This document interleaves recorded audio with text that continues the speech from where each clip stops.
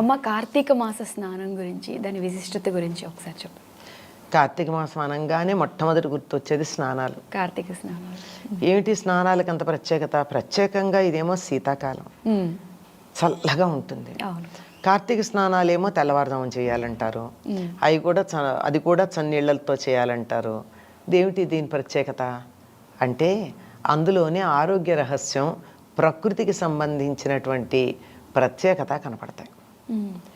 మనం ఎప్పుడు కూడా భూమి నెమ్మదిగా చల్లారి నెమ్మదిగా వేడెక్కుతుంది కదా. అవును. నీళ్లు త్వరగా చల్లబడి త్వరగా వేడెక్కుతాయి. అవును. ఇదే మనకి తెలిసిన సిద్ధాంతం. కార్తీక మాసం అనేటప్పటికల్లా పగళ్ళు చాలా తక్కువ ఉంటాయి, రాత్రులు ఎక్కువ ఉంటాయి. వాతావరణంలో చల్లదనం ఎక్కువ ఉంటుంది. ఇటువంటి సమయంలో ఏం జరుగుతుంది అంటే ఒళ్ళు పగులుతుంది, శరీరం చర్మం పగిలిపోతుంది కదా. చర్మం పగిలింది పైకి కనపడుతోంది, కానీ లోపల ఉన్నటువంటి రక్తనాళాలు కూడా అలా బిరుసెక్కుతాయన్నది మనకు కనపడదు, కానీ జరిగే వాస్తవం అది. కనుక ఈ చర్మం, ఆ రక్తనాళాలు, శరీరారోగ్యం చక్కగా ఉండాలి అంటే సూర్యోదయానికన్నా ముందు గంటన్నర చన్నీళ్ళ స్నానం చేయమన్నారు. గంటన్నర అంటే 6:15, 6:20 ఆ ప్రాంతాల్లో సూర్యోదయం అవుతుంది శీతాకాలం. 6:40 దాకా, 6:30 దాకా కూడా ఏ సమయం ఉంది. అందుకని దానికల్లా గంటన్నర అంటే 4:30, 5 మధ్యలో అప్పుడు చెయ్యాలి. ఆ స్నానం ఎట్లా చెయ్యాలి అని చెప్పారంటే ప్రవహిస్తున్న నీళ్లల్లో, అంటే నది నీళ్లల్లో. లేదు మా ఊళ్ళో నది లేదండి, చెరువు ఉంది, చెరువు నీళ్లల్లో. చెరువు కూడా లేదండి మాకు, బావి నీళ్లతో స్నానం చేయమన్నారు. ఎందుకు వీటితో స్నానం చేయమన్నారు అంటే నేను ముందర చెప్పాను కదా, భూమి త్వరగా చల్లబడదు అని. అవును. అందుకని భూమిని ఆనుకుని ఉన్నటువంటి నీళ్లు గోరువెచ్చగా ఉంటాయి. ఆ గోరువెచ్చని నీరు మన శరీరానికి తగిలినట్టయితే మనకి ఆరోగ్యంగా ఉంటుంది. శీతాకాలం ఎవరైనా వేడి నీళ్లతో స్నానం చేస్తే చర్మం పగులుతుంది. అవును. అందుకని చలేస్తే ఏం చెప్తారు, ముందర కొంచెం వేడి నీళ్ళు పోసుకో, తర్వాత నెమ్మదిగా చన్నీళ్ళ దాకా వచ్చి నువ్వు ఆఖరి నీళ్లు పోసుకునేటప్పటికీ గోరువెచ్చని నీళ్ళు ఉండేట్టుగా చేసుకుంటే నీ చర్మం పగలకుండా ఉంటుంది అని చెప్తారు. చర్మం పగలకుండా ఉండే ట్రిక్స్లో ఒకటిది. అవును. కనుక అటువంటి గోరువెచ్చని నీళ్లతోనే మీరు స్నానం చేయడం మొదలుపెట్టారనుకోండి, ఏమవుతుంది, ఈ చర్మము బాగుంటుంది. తర్వాత మన శరీరానికి ఎంతటి ఉష్ణోగ్రత కావాలో అంతటి ఉష్ణోగ్రత నీళ్ళు ఇస్తాయి. మీరు ఎప్పుడన్నా గమనించినట్టయితే నదుల్లో కాలు పెట్టి చూడండి, అమ్మ బాబోయ్ చలి అని అనుకుంటాం, కానీ చూసే వరకే. ఒక్కసారి ఇంత చలిలోనూ వెళ్ళి నది నీళ్లలో చేయి పెడితే గోరువెచ్చగా హాయిగా అనిపిస్తాయి. అవును. మన శరీరానికి, మన శరీర ఉష్ణోగ్రత ఎంత ఉంటుందో అంతటి ఉష్ణోగ్రత ఉంటుంది. కనుక ఆ సమయంలో స్నానం చేయమన్నారు. అంతేకాకుండా దీనికి మన వాళ్ళు పెద్దలు ఏం చెప్పారంటే అగ్నిదేవుడు వరుణుడితో కలిసి ఉంటాడు అన్నారు. అంటే మనకు అర్థం కావడం కోసం, అంటే గోరువెచ్చగా నీళ్లు ఉంటాయని చెప్పడం. కనుక అగ్ని స్పర్శ మనకి వేడిని కలిగిస్తుంది నీళ్ల ద్వారా. ఆ మాట అట్లా చెప్తే అర్థం కాదు గనక అగ్నిదేవుడు ఉంటాడండి వరుణుడిలో, అగ్ని నీళ్లలో ఉంటాడా అంటే ఉంటాడనడానికి బోళ్ళు ఉదాహరణలు ఉన్నాయి మనకి. మరి పెద్దగా బడబాగ్ని లాంటివి సముద్రంలో వస్తున్నాయి అంటే నీళ్లల్లోంచి అగ్ని లేదు, ఉంది కదా. ఇది చాలా మంది నమ్మకపోతే 1977 అనుకుంటా పెద్ద దివిసీమ ఉప్పెన అని ఒకటి వచ్చింది. మీరు పుట్టలేదు కనుక మీకు తెలియదు, చరిత్ర చదవండి. అప్పుడు అక్కడ ఉన్నటువంటి వాళ్ళు, ఆ పైన ఇళ్లల్లో ఉన్నటువంటి వాళ్ళు వేట అంటే సముద్రంలో చేపలు పట్టడానికి వెళ్ళడాన్నే వేట అంటారు మన వాళ్ళు. వేటకి వెళ్ళిన వాళ్ళు చూసారట 2 తాళ్ల ఎత్తు ఉన్నటువంటి మంటలు సముద్రంలోంచి రావడం. తాళ్ళు అంటే తాడి చెట్టు, మన వాళ్ళ లెక్క 2 తాళ్ళు అంటే దరిదాపుల్లో 2 మైలున్నర ఎత్తున్నటువంటి అలలు, ఆ అలల మధ్య అంత ఎత్తుగా ఉన్నట్టు మంటలు చూసామని చెప్పారు. కనుక నీళ్లల్లో అగ్ని ఉంటుందన్న దాంట్లో అనుమానం ఏం లేదు. ఉంది కనుకే మనం ఇవాళ నీళ్లతో దీపాలు వెలిగించుకుంటున్నాం కదా. హీటర్లు కూడా పెట్టుకుంటున్నాను నీళ్ళతో. అంటే విద్యుత్ శక్తి నీళ్ళ నుంచి వచ్చిందే కదా. అవును. కనుక అందులో ఉన్నటువంటి ఆ శక్తి మన శరీరానికి నేరుగా తగిలి మనకి ఎంతటి వేడి కావాలో అంతటి వేడినిచ్చి చలి బాధ నుండి మనని రక్షిస్తుంది తెల్లవారుజామున స్నానం చేస్తే. దీంట్లో ఇంత పెద్ద మీనింగ్ ఉందనేది కూడా అసలు మీరు తెలియదు కదా. తెలియదు ఎవరికి. అసలు ఎలా ఉంటుందంటే ఆ టైంలో లేవాలంటే అస్సలు ఎవరికి ఇంత తెలిసి కూడా మనకి మనస్కరించదు. దుప్పటి ఇంకొక ఇట్లా కప్పుకుని ఇంకో నిమిషం గట్టిగా పడుకుందాం అనిపిస్తుంది తప్ప లేవాలనిపించదు. అటువంటిది ఆ సమయంలో స్నానం చెయ్యాలి అని. ఎందుకంటే అది బ్రహ్మముహూర్తం.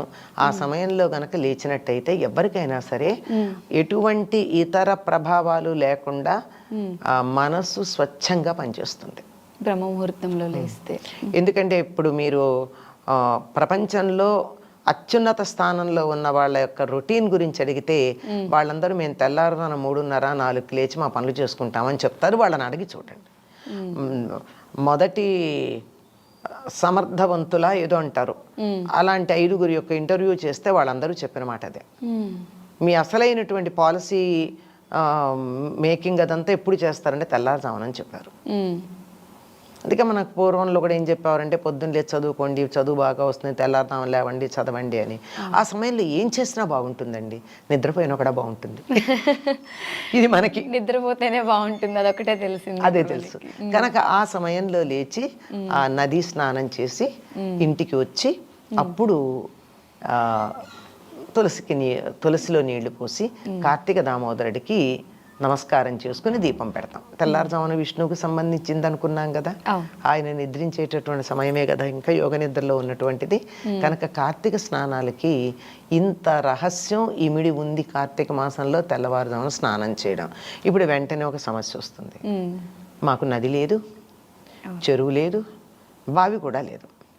మరి ఎట్లా చేయాలి మేము కార్తీక స్నానం? కొంచెం కష్టం అయిపోతుంది. కొంచెం అసలు పూర్తి కష్టమే కదా. వాళ్ళు లెక్క ప్రకారం చెయ్యాలి అంటే, అన్ని నియమాల ప్రకారం చేయాలంటే ఏమీ లేవు. అయితే స్నానం మానేస్తామా? కాదు. దానికి ఒక మంచి మార్గం చెప్పారు. ఏమంటే మనం నీళ్లు ఏవైతే స్నానం చేయాలనుకుంటున్నామో అది రాత్రే పట్టి పెట్టుకుంటే ట్యాంక్లో నీళ్లు ఉన్నంత చల్లగా మన బాత్రూంలో పెట్టుకున్న నీళ్ళు అంత చల్లగా ఉండవు కదా. ఆ నీళ్లలో కొద్ది వేడి నీళ్లు కలిపి, ఎక్కువ కాదు, ఎంత గోరువెచ్చ, అంటే మన శరీర టెంపరేచర్, మనం దుప్పటి కప్పుకుని లేస్తే మన ఒళ్ళు ఏమాత్రం వేడిగా ఉంటుందో అంత వేడిగా ఉంటే చాలా, అంతకన్నా ఎక్కువ అక్కర్లా. అలా చేయొచ్చు. ఆ నులివెచ్చగా ఉండి, అంటే కొద్ది వేడిగా ఉండి ఆ నీళ్లలో ఇలా చేత్తో 3 సార్లు ఇలా కదిపితే నీళ్లు కదులుతాయి, అలలు వచ్చినట్టు వస్తాయి, ఒక సుడిగుండంలాగా. అప్పుడు నీళ్లు కదిలి వాటిల్లో యాక్టివిటీ వచ్చి యాక్టివేట్ అయ్యి అక్కడ ఉన్నటువంటి జలకణాలన్నీ చైతన్యవంతమయ్యి మనకి నది నీటిలో స్నానం చేసినటువంటి ఫలితాన్ని ఇస్తాయి. అందుకని ఆ విధంగా చేయొచ్చు. ఓకే.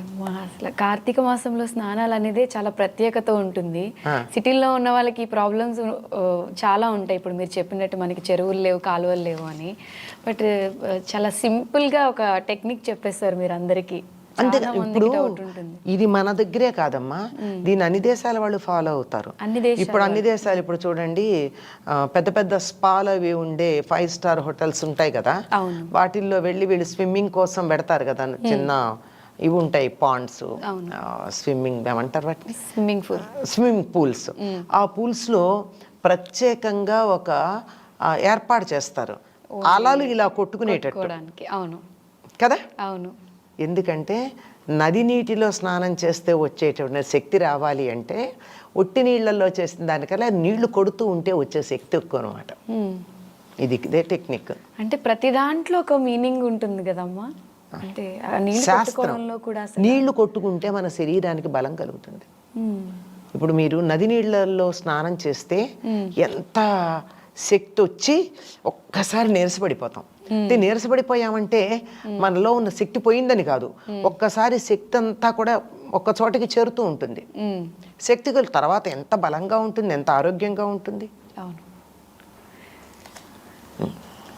అందుకే షవర్ లాంటివి పెట్టుకుని కొద్దిగా మనం దరిదాపుల్లో అంటే 1000 వంతు అయినా సరే ఆ ఫలితం రావాలని ప్రయత్నం చేస్తాం మనం.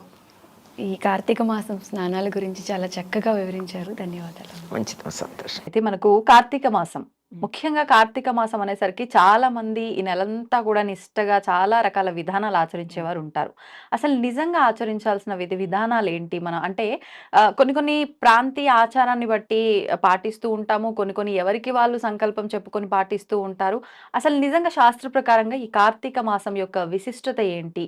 కొంతమంది అంటే ఖచ్చితంగా ఈ పని మాత్రమే చేయాలి ఈ మాసంలో, ఈ పని చేయకూడదు ఇలా చెప్తూ ఉంటారు. అసలు ఆచరించాల్సిన విధి విధానాలేంటి? ఆచరించకూడని విధి విధానాలేంటో తెలియజేయండి. ఓకే అమ్మా.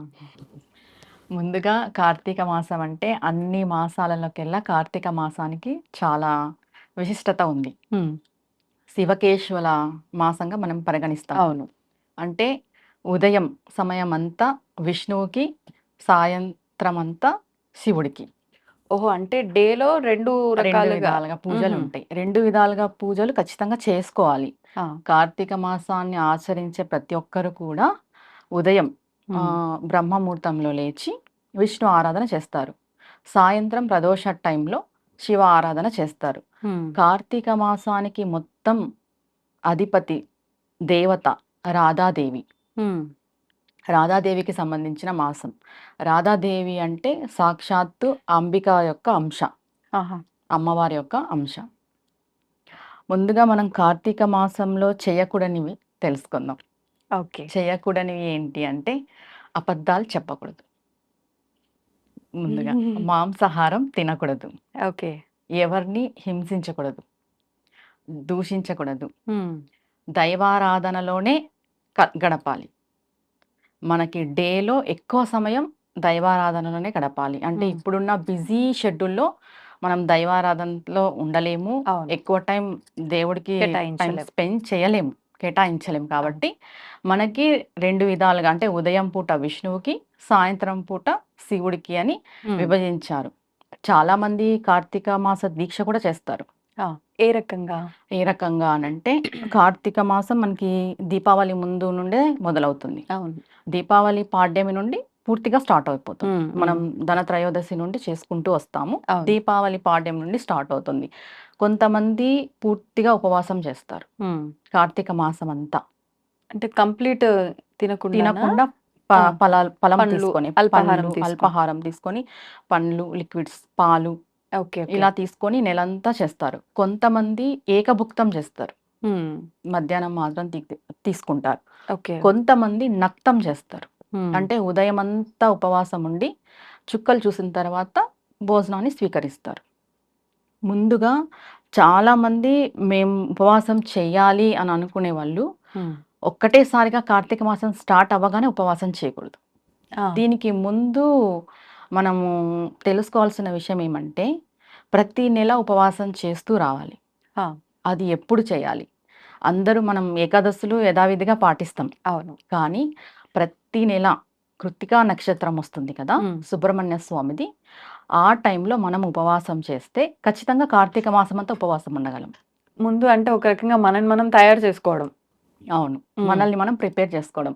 అది ఎందుకు కృత్తికా నక్షత్రంలోనే చేయాలి అనంటే అన్ని దేవతలకి అధిపతి సుబ్రహ్మణ్య స్వామి, దేవసేనుడు అంటాం మనం సుబ్రహ్మణ్య స్వామిని. సుబ్రహ్మణ్య స్వామి యొక్క అనుగ్రహం మనకి సంపూర్ణంగా ఉంటే మనం ఏ దేవత ఆరాధన అయినా చేసుకోవచ్చు. కార్తీక మాసంలో మనం ఉపవాసం పూర్తిగా నెలంతా ఉపవాసం ఉండాలి అంటే ఖచ్చితంగా సంవత్సరంలో వచ్చే ప్రతి నెలలో కృత్తికా నక్షత్రంలో ఉపవాసం చేయాలి. ఆ అనుగ్రహంతో మనం ఈ కార్తీక మాసం అంతా ఉపవాసం ఉండొచ్చు. ఓకే. ఇది ఒకటి. దీని తర్వాత మనం శివారాధన చేస్తాం, విష్ణు ఆరాధన చేస్తాం. విష్ణు ఆరాధనలో ఏం చేయాలి? ఉదయం పూట మనం 3:30కి 3:30కి బ్రహ్మముహూర్తంలో నిద్ర లేచేసి స్నానాధికాలు అన్నీ పూర్తి చేసుకొని మనకి సూర్యోదయం ఇంకా అవుతుంది అనే ముందు 45 నిమిషాల లోపే తులసి కోట దగ్గర దీపం పెట్టుకోవాలి, నిత్య పూజ చేసుకోవాలి. ఇది ఉదయానికి సంబంధించింది. సాయంత్రం శివారాధన ఎలా చేయాలి అంటే ప్రదోష టైం స్టార్ట్ అవ్వగానే ఆ సమయంలో మనం సంకల్పం చేసుకొని శివుడికి అభిషేకము, బిల్వాష్టకము, మెయిన్గా ఈ మాసంలో బిల్వం బాగా ఉపయోగించాలి ప్రతినిత్యం కూడా. ప్రతినిత్యం కూడా. ఓకే. ఉదయం విష్ణువుకి తులసిని ఎలా మనం ఉపయోగించుకుంటామో అవును, సాయంత్రం శివుడికి బిల్వ పత్రాన్ని అలా ఉపయోగించాలి. కార్తీక మాసంలో వచ్చే ప్రతి తిథి కూడా చాలా విశేషమైనది. కానీ పురాణాల ప్రకారం ఏం చెప్తారు అంటే, కార్తీక మాసము పౌర్ణానికి అయిపోతుంది అంటారు. పౌర్ణానికి అంటే కార్తీక 15 రోజులే. ఆ! ఆహా. అది ఎప్పుడు మొదలవుతుంది అనేది ఎవరికీ తెలీదు. ఇప్పుడు నెల అంటే మనకి 30 రోజులు. అవును.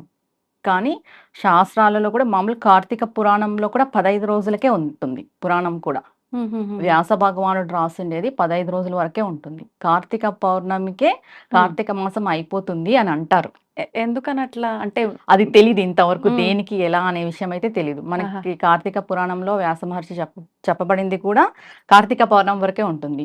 మరి మనం ఇప్పుడు- ఎక్స్టెండ్ చేసుకొని చెప్పుకుంటున్నాం కథలు నెలంతా ప్రతిరోజు పురాణం చదువుతూ ఉంటాం కదా, 30 ఉంటాం. రోజులు. అట్లా కానీ 15 రోజులే చెప్పబడింది. ఓకే. అంటే ఒకవేళ దీక్ష చేయాలనుకున్న వాళ్ళు పౌర్ణమి వరకు నెలంతా మనం చేసి ఆపేయొచ్చా? చేయొచ్చు. ఓకే. ఇప్పుడు మెయిన్ దీక్ష చేయాలి అనే వాళ్ళు సోమవారాలు చేసుకోవచ్చు. కార్తీక మాసంలో వచ్చే మాసం. సోమవారాలు చేసుకోవచ్చు, శనివారాలు చేసుకోవచ్చు, ఉమ్.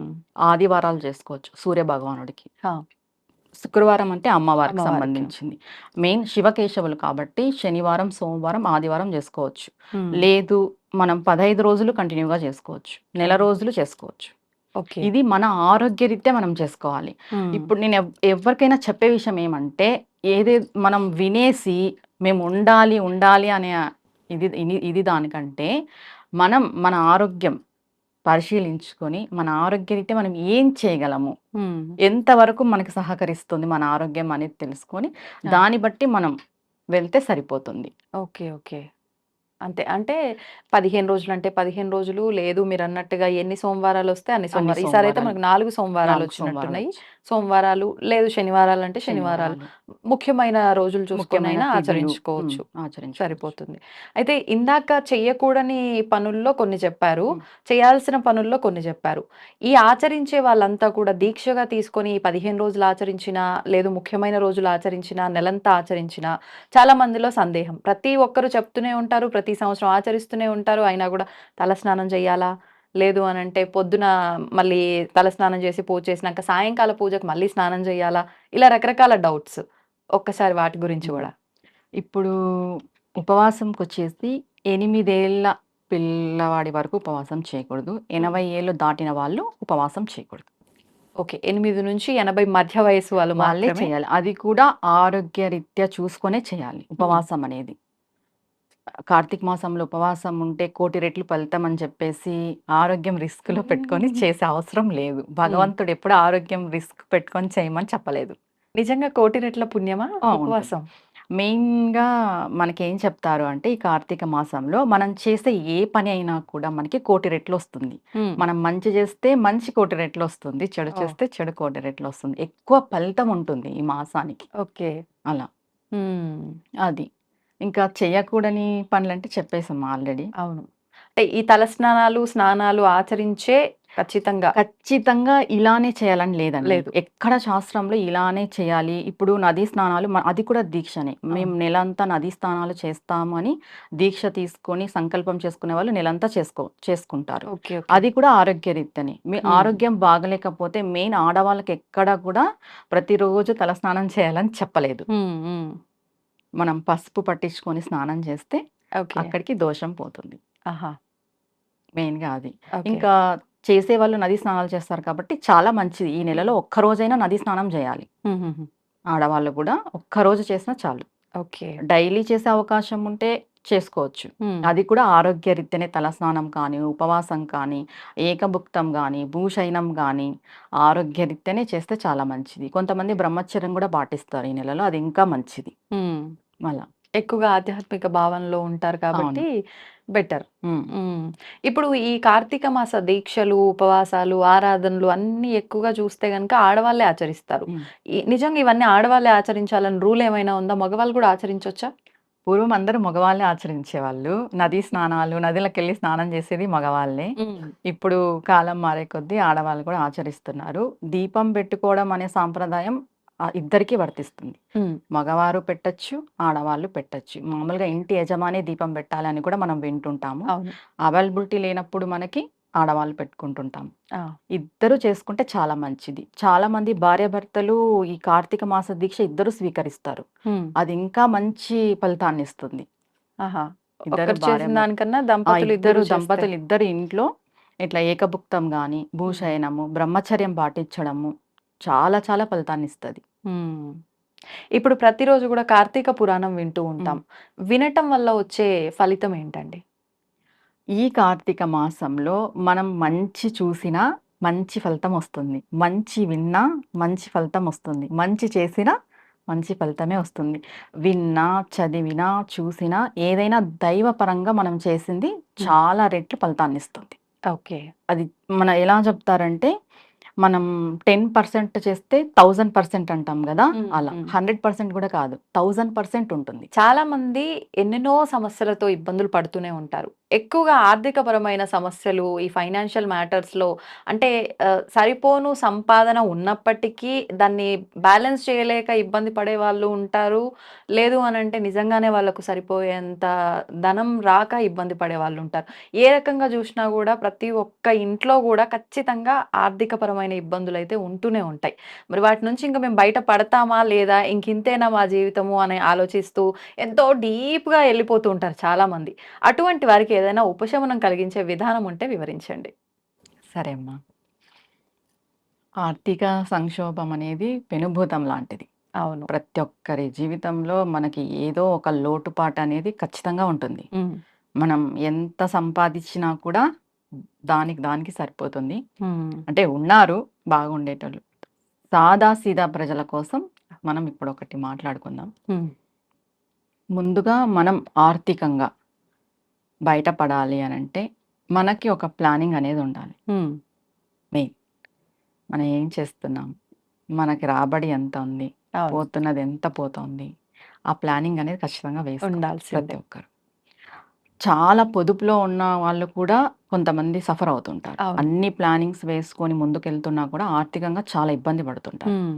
అలాంటి వాళ్ళు ఏం ఫీల్ అవుతారంటే, అంటే మేము ఎన్ని పూజలు చేస్తున్నా, మేము ఎంత కష్టపడుతున్నా, హ్మ్. ఎందుకు మాకు ఇలానే ఉంది? ఈ అవును. ఆలోచన వచ్చేస్తుంది ప్రతి ఒక్కరికి. భగవంతుడి మీద ఒక్కొక్కసారి కోపం గూడా వస్తుంది. వస్తుంది. అవును. ఈ ఆర్థికపరమైన సమస్యలనేటివి మనుషుల్ని కుదిపేస్తాయి. మామూలుగా ఉండదు మామూలుగా నిజంగా. ఉండదు అది. అది టార్చర్ అంటాం కదా! అవును. దానికంటే ఎక్కువ ఎక్కువ. ఆర్థిక సమస్య అనేది. ఇప్పుడు మనకి ఆర్థికంగా అంటే చాలా స్తోత్రాలున్నాయి. హ్మ్. కనకదార స్తోత్రం, అమ్మవారి యొక్క అష్టకము, అష్టోత్తరాలు ఇలా చాలా ఉన్నాయి. ఓకే. కానీ నేను ఒక పూజ ప్రాసెస్ చెప్తాను. హ్మ్. ఖచ్చితంగా ఇది అందరూ ఆచరిస్తే వాళ్ళ జీవితాలలో మెరుగైన రిజల్ట్ చూస్తారు. ఖచ్చితంగా. ఏంటంటే అది మెయిన్‌గా మనము ఎంత పూజాపరంగా ఉన్నా, ఎంత సాధన చేసినా కర్మ అనేది ఒకటుంటుంది. ఎప్పుడైతే కర్మ అనేది మనకి ఉంటుందో హ్మ్. మనం ఆర్థికంగా ఎదగలేం. హా! ప్రారబ్ధ కర్మ అనేది అడ్డుపడుతుంది. ఓకే. దీనికి ఎగ్జాంపుల్ తీసుకోవాలంటే విద్యారణ్య స్వామి వారని ఉన్నారు కదా! అమ్మవారి ఉపాసకులు. హ్మ్. ఆయన చెయ్యని పూజ లేదు. ఆయన చెయ్యని తంత్రం లేదు. ఆయన చెయ్యని విధానమే లేదు ఉపాసనా పరంగా. ఆ! అమ్మవారు ప్రత్యక్షమైనప్పుడు ఆయన అడిగాడు. హ్మ్. నాకెందుకు ఇంత ఆర్థిక సంక్షోభంలో నేనున్నాను. నేనేం పొరపాటు చేశాను? నేనేం తప్పు చేశాను సాధనా విధంగా అంటే, హ్మ్. ఆ అమ్మవారు ఆయనకు చెప్తుంది. నీకు ప్రారబ్ధ కర్మ అనేదుంది. హుహుహు. ఆ కర్మ తొలగిపోతేనే ఆ ధనం అనేది, ఐశ్వర్యం అనేది మనకొస్తుంది. అంటే అన్ని సాధనలు అన్ని చేసినా ఆయన కర్మ తొలగిపోలేదు. తొలగిపోలేదు. ఇప్పుడు లక్ష్మీ అమ్మవారు మనకి ధనాన్నియ్యాలి అనంటే పైన అమ్మవారి యొక్క ఆజ్ఞ రావాలి. ఆ! లలితా పరాభట్టారిక యొక్క ఆజ్ఞ అనేది రావాలి. ఆ! ఆజ్ఞ వస్తే అమ్మవారు ఇచ్చేస్తది. ఓకే. ఆ ఆజ్ఞ రావాలి అంటే మన కర్మ తొలగిపోవాలి. హుహుహు. కర్మకారకుడు ఎవరు? శని. శని శనీశ్వర స్వామి. భగవానుడు. ఓకే. శని భగవానుడు. ఎప్పుడైతే మనం కర్మను తొలగించుకుంటామో హ్మ్. ఆటోమేటిక్‌గా మనకి లక్ష్మి, ఐశ్వర్యం, ధనం అనేది వచ్చేస్తుంది. హుహు. కానీ ప్రారబ్ధ కర్మ. ఐశ్వర్య ప్రదాత శివుడు అని అంటూ ఉంటారు గదా! అవును. అంటే కర్మ అడ్డుపడుతుంది కదా! ఓకే. ఐశ్వర్య ప్రదాత శివుడు, అమ్మవారే. హ్మ్. మనకి కర్మ బ్యాడ్ కర్మ ఉండేటప్పుడు ఆ! మనం ఏం పొందలేం.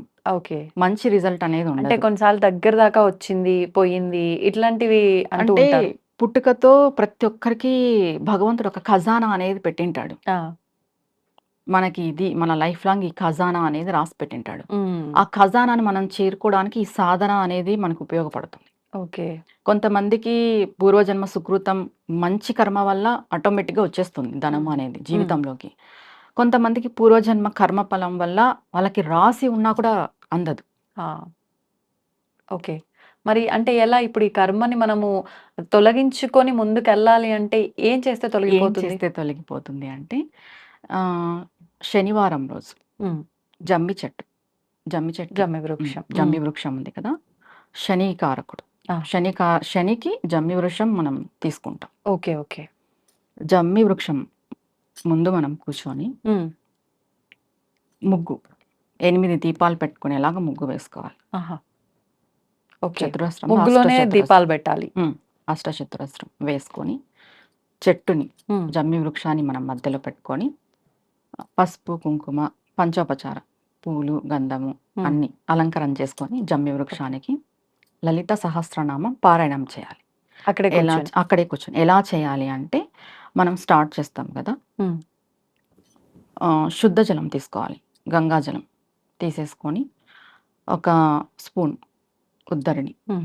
పంచపాత్ర అన్నీ పెట్టుకుంటాం మనం. హ్మ్. పెట్టుకున్న తర్వాత లలితా పారాయణం ఒక్కొక్క శ్లోకానికి మనం చేతిలో వాటర్ వేసుకొని ఓకే. చెట్టు మొదల్లో వదలాలి. లేదు డైరెక్ట్‌గా స్పూన్‌తో అయినా వదలొచ్చు. హుహు. స్పూన్‌తో అయినా వేయొచ్చు. లేదంటే చేతిలో వేసుకొనైనా వదలొచ్చు. ఓకే. ఇప్పుడు ఎలా అంటే శ్రీమాత, శ్రీ మహారాజ్ఞి, శ్రీమ సింహాసనేశ్వరి, చిదగ్నికుండ సంభూత, దేవకార్య సముద్యత అని చెప్పేసి వాటర్ వేసుకొని జమ్మి చెట్టు మొదల్లో వదలాలి.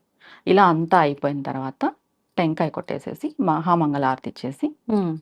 స్వామి మాకున్న కర్మను తొలగించు. ప్రారబ్ధ కర్మని. శనివారం రోజు జమ్మి చెట్టులో చాలా ప్రత్యేకమైన పవర్ ఉంటుంది. శమీశ్వరుడు అంటారు జమ్మి చెట్టు. జమ్మి చెట్టుని.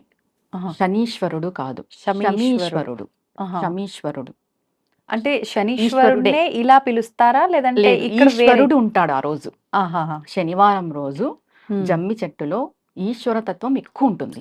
ఓకే. శమి వృక్షము ఈశ్వరుడు, ఈశ్వరుడు. శమీశ్వరుడు. మామూలుగా అంటే విజయదశమి రోజు అమ్మవారి యొక్క శక్తి ఎక్కువ ఉంటుంది. అవును. అవును. ప్రతి శనివారం రోజు హుహు. జమ్మి వృక్షంలో శివుడి యొక్క తత్వం ఎక్కువ ఉంటుంది. కానీ శనివారం విష్ణుమూర్తి అంటారు గదా!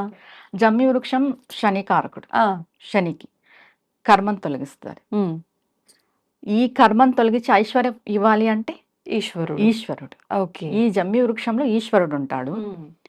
జమ్మి వృక్షం వచ్చేసి సంకేతం శనీశ్వరుడికి. శనీశ్వరుడు. మనం లలితా పారాయణం చేసి ఆ ఈశ్వరుడు యొక్క తత్వంలోకి అమ్మవారి యొక్క శక్తిని వదులుతున్నాం హుహుహుహు. ఓకే. గంగతో, జలంతో. ఓకే. ఇక్కడ ఏమైపోతుంది లలితా సహస్రనామక పారాయణం శక్తి హ్మ్. ఆ చెట్టులో ఉన్న ఈశ్వరుని యొక్క తత్వము మనకు శని నుండి వచ్చే కర్మను తొలగిస్తుంది. ఓకే. ఇది ప్రతి శనివారం ఆచరించుకోవాలి. ఒకవేళ అంటే జమ్మిది చిన్న కొమ్మేమైనా తెచ్చుకొని మనం తెచ్చుకొని ఇంట్లో పెట్టి అట్లా చేసుకోవచ్చా? పెట్టుకోవచ్చు. ఇంట్లో పెట్టుకోవచ్చు. ఇంట్లో హ్మ్. పెట్టుకోకూడదు అదంతా ఏం లేదు. దేవతా ఓకే. వృక్షాలు ఏవైనా సరే ఇంట్లో పెట్టుకోవచ్చు. హుహు.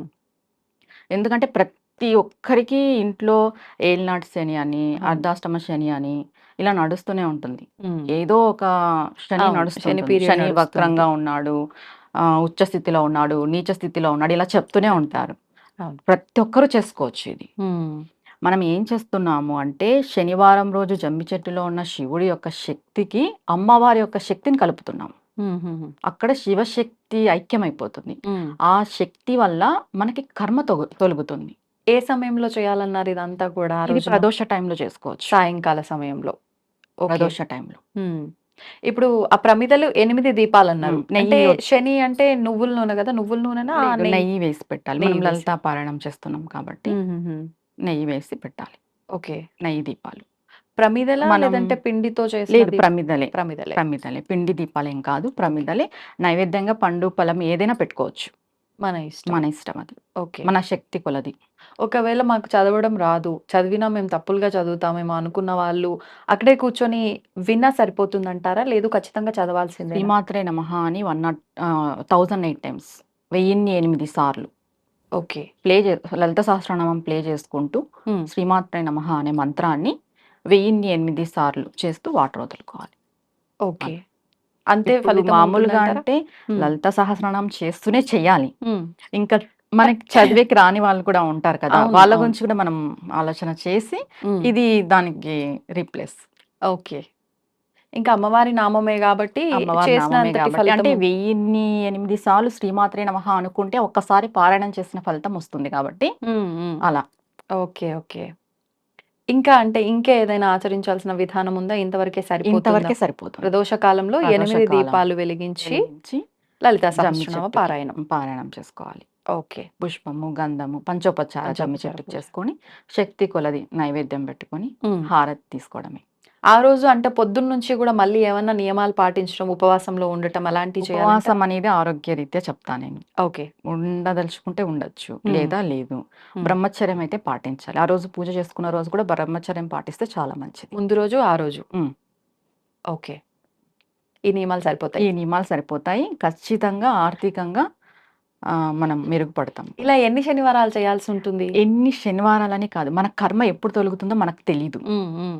ఎన్ని శనివారాలైనా చేసుకోవచ్చు. ఇన్ని ఓకే. అనేది లిమిట్ లేదు. ఓకే. ఇప్పుడు మనకి చాలా ప్రారబ్ధ కర్మ హింసిస్తుంటుంది. హ్మ్. హ్మ్. ఇన్ని చేస్తేనే తొలుగుతుందని మనకి ఎలా తెలుస్తుంది? తెలీదు. ఒక్కొక్క టైంలో ఒక్క వారం చేసిన తర్వాత కూడా మనం ఆర్థికంగా మార్పు బయటపడొచ్చు. తెలుస్తుంది. ఆ! మార్పు చూస్తాం. అవును. ఒక్కొక్కసారి 7, 8 వారాలైనా కూడా తెలియకపోవచ్చు. అవునండి. అది మన కర్మానుసారం జరుగుతుంది. హ్మ్. పూజ హ్మ్. అనేది ఇంత అని లిమిట్ లేదండి. ఓకే. చేసుకుంటూ పోతే మనం మంచి రిజల్ట్ చూస్తాం. అంటే మనం పెద్దగా నియమాలు పాటించేది కూడా ఏమీ లేదు ఏం లేదు. కాబట్టి పోయిందేముంది ప్రతి శనివారం అట్లా చేసుకుంటూ ప్రదోష పోతే. టైంలో చేసుకుంటే సరిపోతుంది. కార్తీక మాసంలో ముఖ్యమైన రోజుల్లో ఒక విశేషమైన రోజు ఉంది అని అంటే అది కార్తీక పౌర్ణమి. కార్తీక పౌర్ణమి రోజు డే అంతా ఉపవాసం ఉండి సాయంత్రం పూట ఆలయానికి వెళ్ళి అక్కడ వెలిగించే దీపాలు, ఆ 365 ఒత్తులు అని చెప్పి చేసే ఆ దీపారాధన ఇవన్నీ మనం రెగ్యులర్‌గా చూస్తూనే ఉంటాం. అసలు నిజంగా శివుడి అనుగ్రహం పొందాలి అనంటే, మనం చేస్తున్న ఆ పూజ ఫలించాలి అనంటే విశేషమైన ఆరాధన గాని ఏదైనా విధానం ఉంటే తెలియజేయండి? సరే అమ్మా. ముందుగా కార్తీక పౌర్ణమి రోజు తెల్లవారి లేచి హ్మ్. మనం స్నానాధికాలన్నీ పూర్తి చేసుకొని దామోదరుడికి పూజ చేసుకుంటాం. హ్మ్. తులసి కోట దగ్గర పూజ చేసుకుంటాం. దామోదరుని పూజ ఉదయాన్నే కంప్లీట్ అయిపోతుంది. ఆ! ప్రదోష సమయం వస్తుంది. వచ్చిన తర్వాత ముందుగా కార్తీక పౌర్ణమికి ఎందుకు అంత విశిష్టత ఉంది అనే విషయానికొస్తే హ్మ్. అన్ అందరూ ఏం చెప్తారు? ఒక్కొక్క పౌర్ణమికి ఒక్కొక్క విశిష్టత ఉంది మామూలుగా. హ్మ్. దీనికే ఎందుకు అంత విశిష్టత అంటే 16 కళలు నిండుగా ఉంటాయి కార్తీక పౌర్ణమి రోజు. మామూలుగా చంద్రుడు. అంటే 15 రోజులకే మనకి అవును.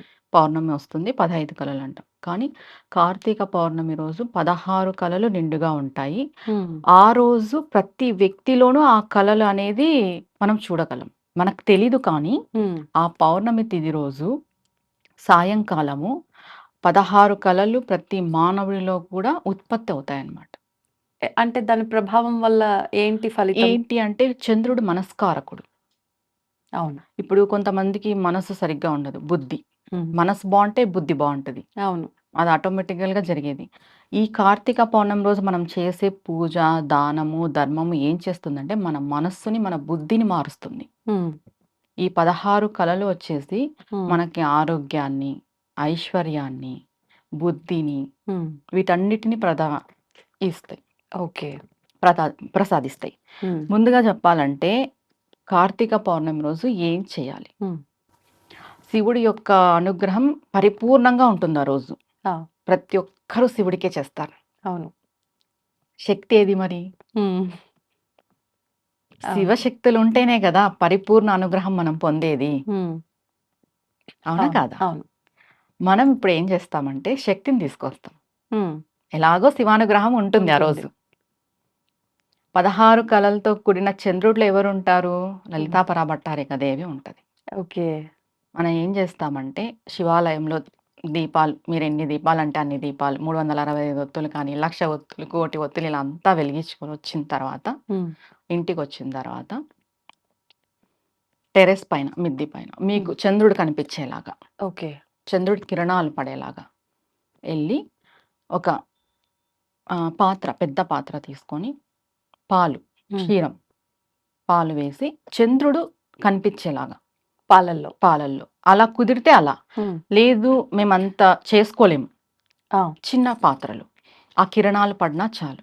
ఓకే. ఓకే. చంద్రుని యొక్క కిరణాలు పడినా చాలు. హ్మ్. పైన అది పెట్టేసి రావాలి.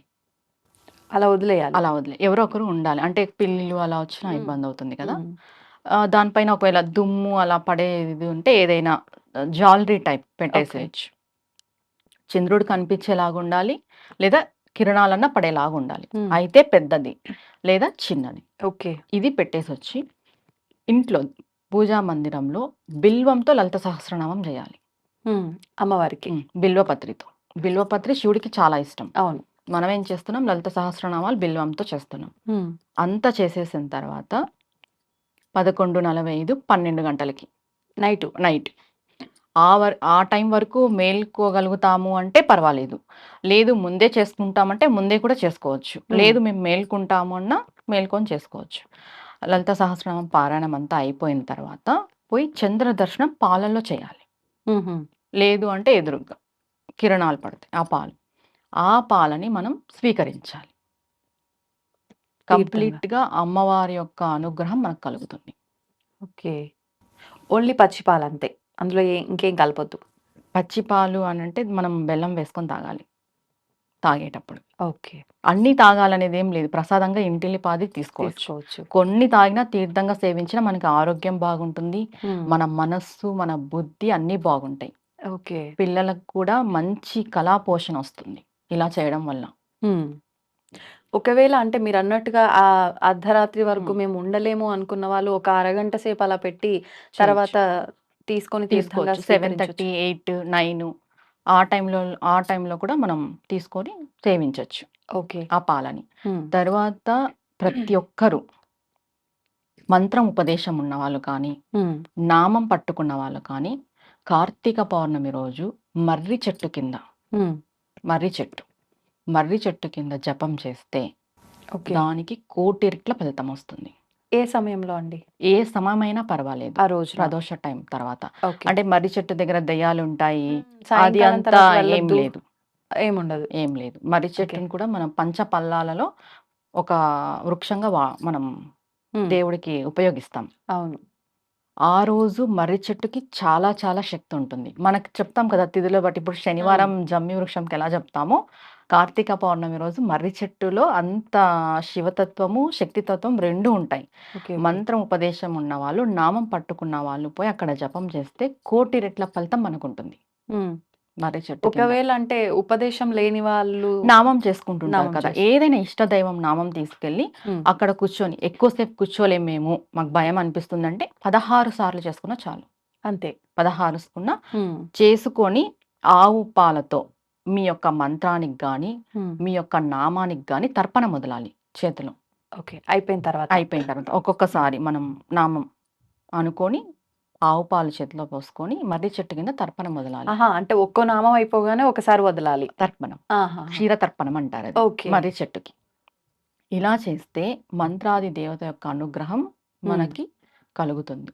సంపూర్ణంగా కలుగుతుంది. ఓకే. మంత్రం సిద్ధిస్తుంది కూడా. కొంతమందికి చాలా సంవత్సరాలుగా చేస్తుంటారు. మంత్రసిద్ధి యొక్క ప్రత్యేకత తెలుసుకొనిండరు ఇంకా. ఆ. చేస్తుంటారు కానీ ఓకే వాళ్ళకి నడుస్తుంది అనేలాగుంటుంది. ఉమ్, కానీ ఇలా చేసిన తర్వాత మనం చూసుకుంటే దాని యొక్క ఇది అంటాం కదా పవర్ ఉమ్. మనకి బాగా తెలుస్తుంది. ఇప్పుడు మీరన్నట్లుగా ఉపదేశం ఉండి మంత్రం చేసిన వాళ్ళకైతే అది నిజంగా అర్థమైపోతుంది.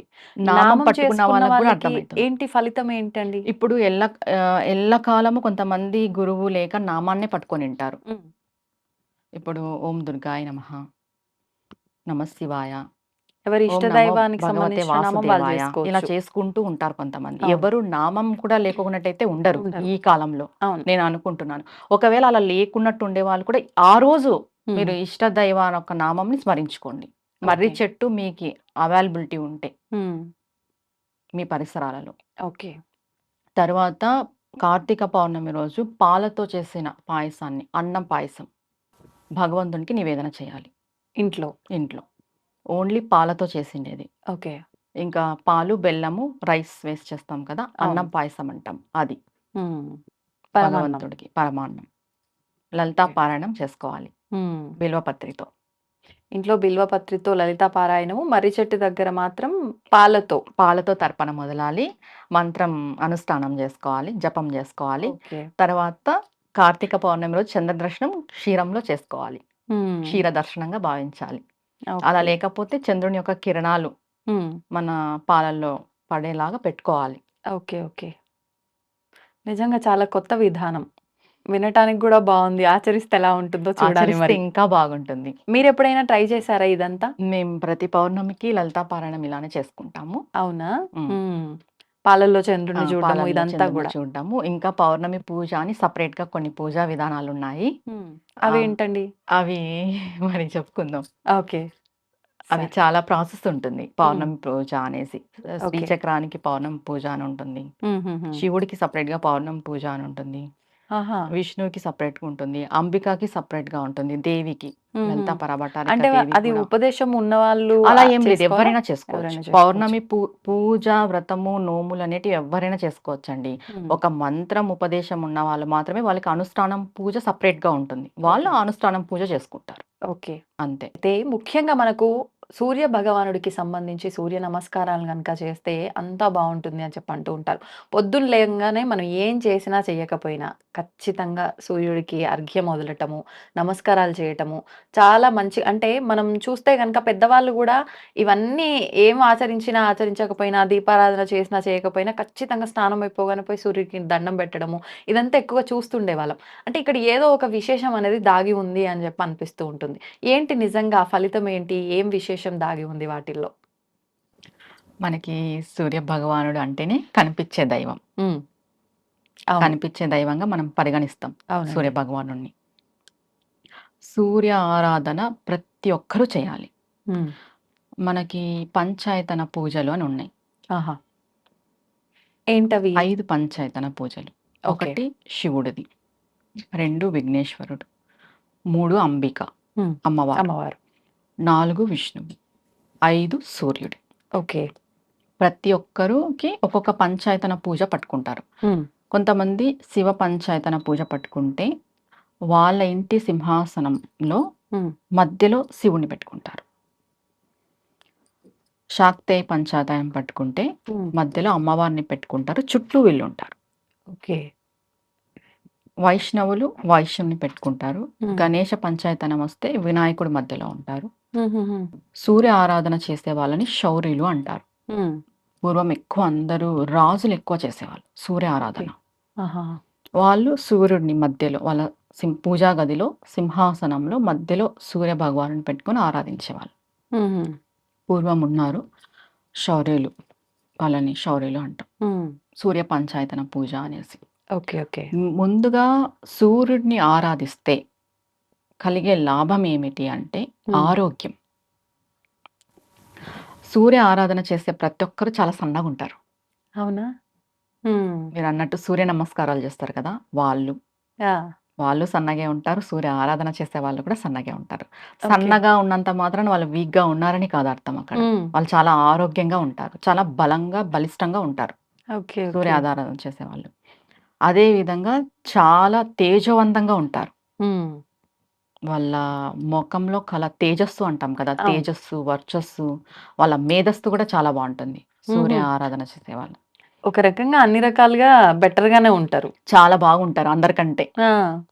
ఎందుకంటే కనిపించే దైవం మనకి అవును. సూర్యుడు. ఇంకొక విషయం ఏమంటే సూర్యుడిని మార్తాండ భైరవుడు అంటారు. హుహు. మార్తాండ భైరవుడు అనంటే మార్తాండ అనంటే హ్మ్. సూర్యుడి వెనక చాలా బ్రహ్మాండాలుంటాయి. ఓహో! బ్రహ్మాండ మండలాలుంటాయన్నమాట. హ్మ్. ఆ బ్రహ్మాండ మండలాలన్నిటికీ అధిపతి అమ్మవారు. ఓకే. మనకి సూర్యుడు ఏం జేస్తారు అంటే, మనం ఇప్పుడు అమ్మవారిని ఆరాధిస్తున్నాము. హ్మ్. ఏ ఆరాధన చేసినా కూడా సూర్య భగవానుని ఆరాధన ప్రథమంగా చేయాలి మనం. హుహుహు. మనం శివుడిని ఆరాధన చేస్తున్నాము. అవును. సూర్యుడు మనకి మధ్యలో ఉంటారనమాట. ఇన్ఫర్మేషన్ ట్రాన్స్‌ఫర్మేషన్‌గా. ఆహా! ఇప్పుడు మనం శివుడికి ఆరాధన చేస్తున్నాం. సూర్యుడు మధ్యలో ఉంటారు. మనం సూర్యునికి ఎప్పుడైతే నమస్కారం జేస్తామో అది శివుడికి చెందుతుంది. ఓకే. మనం అమ్మవారికి ఆరాధన జేస్తున్నాము. సూర్య నమస్కారం జేసినప్పుడు అది అమ్మవారికి చెందుతుంది. హుహు. అలా. మనం నైవేద్యం పెడితే భగవంతుడు తింటాడో తినడో మనకు తెలీదు. హ్మ్. కానీ సూర్యభగవానుడు మాత్రం స్వీకరిస్తాడు. అవునా? హ్మ్. ఉందా? అంటే దానికేమైనా ఆధారం? అవును. హ్మ్. అంటే కిరణాల ద్వారా స్వీకరిస్తాడు. మనం రథసప్తమి చేస్తాం గదా! అవును. అవును. రథసప్తమి రోజు మనం ఆకులో నైవేద్యం పెడతాం. హ్మ్. పరమాన్నం జేసి. సూర్యకిరణాలకి. మీరు గమనించండి ఖచ్చితంగా అది కొంచెం తగ్గింటుంది. ఆయన సూర్యకిరణాల ద్వారా స్వీకరిస్తారు. ఏ ఓకే. దేవుడు స్వీకరించారో గాని కనిపించే దైవం సూర్యభగవానుడు ఖచ్చితంగా స్వీకరిస్తాడు. ఓహ్! ఓకే. సూర్య ఆరాధన అనేది చాలా ముఖ్యమైనది, విశేషమైనది మనకి. హ్మ్. ప్రతి ఒక్కరు గూడా ఉదయాన్నే లేచి 5:45 నుండి 6:45 సమయంలో ఒక రాగి పాత్ర, పసుపు, కుంకుమ, అక్షింతలు, కొంచెం ఎర్రటి పువ్వులు వేసుకొని సూర్య భగవానుడికి అర్ఘ్యం ఇవ్వాలి. హ్మ్. ఆడవాళ్ళు చేయొచ్చు, మగవాళ్ళు చేయొచ్చు. ఓకే. ఎవరైనా చేయొచ్చు. అనుష్ఠాన పరులు వాళ్ళైతే గాయత్రి మంత్రంతో చేసుకుంటారు హుహు. అర్ఘ్యం. లేదు విడిగా? హ్మ్. విడిగా ఉన్న మనకేం అనుష్ఠానం లేదు, ఉపదేశం లేని వాళ్ళైతే సూర్యాయ నమః అనుకోవచ్చు, హ్మ్. ఆదిత్యాయ నమః అనుకోవచ్చు, భాస్కరాయ నమః అనుకోవచ్చు. 11 ఓకే. సార్లు 11 సార్లు. 11 సార్లు అనుకొని సూర్య భగవానుడికి జలము, గంగని అర్ఘ్యమిస్తే వచ్చినంత ఫలితము దేనికి రాదు. అంటే ఇంక ప్రత్యేకించి విశేషమైన ఆరాధన ఏమీ లేదు. ఏమీ లేదు. ఓకే. ఉదయం లేచి స్నానాదికాలన్నీ పూర్తి చేసుకొని గంగని అర్ఘ్యం ఇవ్వడమే హ్మ్. సూర్య ఉపాసనలో మొదటిది. కానీ ఇప్పుడు ఇండిపెండెంట్ హౌసెస్ అట్లా ఉంటే మనకు సూర్యుడు కనిపించేవారు. మనం అలా వదిలితే ఆ చెట్టుకో, ఎక్కడికో వదిలేవాళ్ళం. ఇప్పుడు చూసుకుంటే సిటీల్లో ఇదంతా పాసిబులే అవ్వదు. అసలు సూర్యుడు కనిపిస్తాడో లేదో కూడా ఒక క్లారిటీ ఉండదు. పర్వాలేదంటారా? అంటే అలా తలుచుకుంటూ వదలొచ్చంటారా? ముందుగా మనం తెలుసుకోవాల్సిన విషయం ఏమంటే ఇప్పుడు ఇప్పుడు మనకి వర్షాకాలం జరుగుతుంది. హ్మ్. మనం ఏమంటాం, సూర్యుడు రాలేదు అంటాం. రాలేదంటాం. ఉదయం అయ్యింది అంటే ఖచ్చితంగా సూర్యభగవానుడు వచ్చినట్టే. హ్మ్. కానీ మనకి మనకు కనిపించట్లే. కనిపించకపోని. ఓకే. ఆయన ఎక్కడున్నా కూడా మన గృహంలో ఉన్న గోడలలో ఆయన కిరణాలుంటాయి. హ్మ్. ఆయన మనకి కనిపించాల్సిన అవసరమే లేదు. ఓకే. ఆయన కిరణాలు విశ్వమంతా వ్యాపించి ఉంటాయి. హ్మ్. ఒక్కసారి ఆయన ఉదయించిన తర్వాత. ఓకే. ఆయన్ని మనసులో స్మరించుకొని మనం అర్ఘ్యం ఇచ్చినా ఆయనకు చెందుతుంది. ఆయనకు కనిపించాలి అనేదైతే లేదు. హ్మ్. ఓకే. ఇప్పుడు అంటాం మేఘాలున్నాయి, మేఘాలు అవును. కమ్మేసినాయి, సూర్యుడు రాలేదు. సూర్యుడు రాలేదు కాదు, సూర్యుడు వచ్చింటాడు. హ్మ్. మనకి ఉదయం అయింది అంటేనే సూర్యభగవానుడు ఉన్నట్టే. ఓకే. మనకు కనిపించకపోని. ఆ! ఇప్పుడు అంటే మనం ఒక టబ్ లాంటిదేదైనా పెట్టుకొని అలా తూర్పుకి చూస్తూ తులసి ఇంట్లోనే మొక్కలోకి వదలొచ్చా? లేదు తులసి అంటే? మొక్కలోకి తులసి మొక్కలోకి వదలొచ్చు. వదలొచ్చు. ఏ మొక్కలకైనా వదలొచ్చు ఓకే. అర్ఘ్యం. మెయిన్‌గా సూర్యభగవానుడి వల్లే సమస్త జీవరాశి బతుకుతుంది. అవును. పంటలు, పొలాలు, మనకి ధాన్యం, హ్మ్. సూర్యభగవానుడు లేనిదే అసలు ఏ క్రిమి, కీటకం కూడా బతకలేదు. ఆ! అవును. అవునా కాదా? అవును. నిజం. ఆయనతోనే మొత్తం సమస్త విశ్వం నడుస్తుంది. హ్మ్. అది ఎలా అంటే ఆయన్ని నడిపిస్తుంది అమ్మవారు. ఓహ్! సూర్యచంద్రులు మనకి కనిపించే దైవాలు అయితే, మనం ఏం చెప్తాము, అమ్మవారి యొక్క తాటంకాలు సూర్యచంద్రులుగానే చెప్తాం. ఆ! అమ్మవారి యొక్క కనులు సూర్యచంద్రులుగానే చెప్తాం. అమ్మవారి యొక్క స్తనాలను కూడా సూర్యచంద్రులుగానే చెప్తాం. హుహుహు. అమ్మవారు సూర్యచంద్రుల్ని స్తనాలుగా పెట్టుకొని మొత్తం విశ్వాన్నంతటిని పోషిస్తుంది అంటారు. ఆహాహా! ఇలా. ఓకే. ఓకే. బ ఇదంతా అమ్మవారి వర్ణనలో ఉంటుంది. ఉంటుంది. ఓకే. అంటే లలిత సహస్రనామాల్లోనా? సౌందర్య లహరిలోనా? అసలు లలిత సహస్రనామాల్లో తాటంకాలుగా చెప్తారు. ఓకే. సౌందర్యలహరిలో స్తనాలుగా చెప్తారు. హుహుహుహు. లలిత సహస్రనామంలో కళ్ళు కూడా సూర్యచంద్రుల్లాగా ఉంటాయని కూడా చెప్తారు, అమ్మవారి కళ్ళు. ఓకే. ఓకే. హ్మ్. సౌందర్యలహరిలో అయితే స్తనాలుగా చెప్తారు. హ్మ్. ఎలా చెప్తారంటే మనకి ఒక శ్లోకం వస్తుంది. కొనక్వాంఛిదామ కరికలభ కుంభస్తననత అనేసి హుహుహు. సౌందర్యలహరిలో. పరీక్షీణ మధ్యే పరిణత చరచంద్రవదన ఆ! ధనుర్బాణాన్ పాశం శృణిమపి దదానా కరతలేహి పురస్తాదస్తాన్నః పురమది తురాహో పురుషిక. అంటే అమ్మవారి యొక్క స్తనాలు ఎలా ఉంటాయి అంటే ఏనుగు యొక్క కుంభస్థలం ఎలా ఉంటుంది అలా ఉంటాయి. హుహుహు. అలా ఉంటాయి అమ్మవారి యొక్క స్తనాలు. ఓకే. ఓకే. ఆమె భుజాలు వెడల్పుగా ఉండి, హ్మ్. స్తనాలు పెద్దవిగా ఉండి, ఆమె నడుము చిన్నదిగా ఉంటుంది. హ్మ్. అమ్మవారి యొక్క ఆరాధన మనం చేస్తే అమ్మవారి మనకి ఈ శ్లోకానికి ప్రతిఫలం ఏమంటే, ఈ శ్లోకం చదివితే అమ్మవారే మనకి ప్రత్యక్షంగా కనిపిస్తుంది అంటారు సౌందర్యలహరిలో. ఆహాహా! దీంట్లో చెప్పబడింది. ఆమె ఓకే. ముఖము పరిణత చరచంద్ర వదన అంటే పూర్తిగా 16 కళలతో నిండిన చంద్రుడిలాగా ఉంటుంది. ఆమె స్తనాలు సూర్యచంద్రుడిలాగా ఉంటాయి. ఆమె పోషిస్తుంది సమస్త జీవరాశిని అనేసి. హుహుహు. ఓకే. ప్రతి ఒక్కరు గూడా ప్రతిరోజు సూర్యభగవానుడికి అర్ఘ్యం ఇచ్చుకోండి. రాగి చెంబులో రాగి నీళ్ళు, పాత్రలో, పసుపు, చెంబు అని కుంకుమ. కాదు. చిన్న గ్లాస్ అయినా గ్లాస్ అయినా పర్వాలేదు. పర్లేదు. ప్రతి ఒక్కరు కూడా సూర్య భగవానుడికి ఆరోగ్యం అనేది ఇస్తే ముందుగా మనకి ఆరోగ్యం బాగుంటుంది. ఆరోగ్యం బాగుంటే మనం సకల పనులు చేసుకోవచ్చు. అంతే. అవును. ఆరోగ్యం భాస్కరాధీనం అంటారు. మన Correct. ఆరోగ్యం సూర్య భగవానుడి యొక్క ఆధీనంలో ఉంటుంది.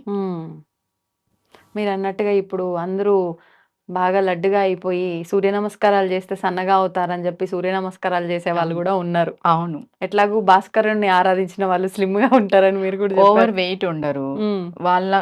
వాళ్ళ దాంట్లో సూర్య భగవాన్‌ని ఆరాధించే వాళ్ళ బాడీలో చెడు పదార్థం అనేదే ఉండదు. మనకి ఓకే. కొలెస్ట్రాల్ ఇవన్నీ ఉంటాయి కదా! హ్మ్. ఇవేవి ఉండవు. వాళ్ళు చాలా సన్నగా ఉంటారు. హ్మ్. ఆరోగ్యంగా ఉంటారు. మెయిన్‌గా సూర్య భగవాన్‌ని ఆరాధిస్తే మేధస్సు, తెలివితేటలు కూడా చాలా బాగుంటాయి. ఓకే. అంటే ఇక్కడ భక్తి అందుకే ఉన్నవాళ్ళు ఆదివారం టైంలో నాన్ వెజ్ తినకూడదు అంటారు. ఆదివారం మనకి రైట్. సూర్య భగవానుడి యొక్క ఆరాధన జరుగుతుంది. మనకి కనిపించే దైవం ఆయన. ఆదివారం నాన్ వెజ్ మానేయమని చెప్పడానికి కారణం కూడా ఇదే. కానీ చాలా మంది హాలిడే కాబట్టి ఆ రోజునే తినేవాళ్ళు కూడా ఉంటారు. తెలిసి తప్పు చేసేస్తున్నాం ఒక రకంగా. ముందుగా శనివారం మానేస్తాం మనం గదా! అవును. శని భగవానుడిదని. శని భగవానుడి వాళ్ళ తండ్రి సూర్య భగవానుడు. ఆదివారం కదా మానేయాల్సింది. ఓకే. అంటే శని భగవానుడి తండ్రే గొప్ప కొడుక్కే ఇంత స్థాయిలో ప్రయారిటీ ఇంత ఇస్తున్నప్పుడు ప్రయారిటీ ఇస్తున్నాం. మనం తండ్రికి ఇవ్వట్లేదు. హ్మ్. సూర్య భగవానుడికి ఇవ్వట్లేదు. అవును. ఇది అందరూ తెలుసుకొని ఆదివారం పూట మాంసాహారం మానేస్తే మెయిన్ ఆరోగ్యంగా ఉంటారు. ఓకే. మన ఆరోగ్యాన్ని మనం సగం కాపాడుకున్నట్టు. మాంసాహార నిషేధం వల్ల. మాంసాహారం నిషేధం వల్ల. ఇంకేమైనా ఉన్నాయా నియమాలు, కండిషన్స్? ఇదొకటేనా ఆ రోజున ఆదివారం. ప్రత్యేకించి? ఆదివారం ప్రతిరోజు అర్ఘ్యం ఇవ్వలేని వాళ్ళు ఆదివారం మాత్రం ఇచ్చుకున్నా చాలు. ఒక్క రోజున. ఆ రోజు సూర్య భగవానుడి ఆరాధన చేసుకొని మాంసాహారాన్ని తినకుండా ఆయన యొక్క నమస్కారాలు చేసుకున్నా కూడా మనం ఆరోగ్యంగా ఉంటాం. ఇప్పుడు ముందుగా మనకి సోమవారం రాబోతుంది. అవును. మొదటి మొదటి సోమవారం. సోమవారం. ప్రతి ఒక్కరూ తెలుసుకోవాల్సిన విషయం ఏమంటే, ఒక్క సోమవారం ఒక పూజ, రెండవ సోమవారం ఇంకొక పూజ, మూడవ సోమవారం ఇంకొక పూజ అలా కాదు. ఆ! కార్తీక మాసంలో 4 కానీ, 5 కానీ వస్తుంటాయి. మీరు సంకల్పం చేసుకోవాల్సిన విషయం ఏమంటే, ఒకటే పూజ. ప్రతి సోమవారం. ఒకటే నియమం. ఒకటే దీక్ష. ఓకే. నేను కార్తీక సోమవారాలలో ఈ విధంగా దీక్ష చేస్తాను అని సంకల్పం చేసుకోవాలి. అది ఎలా?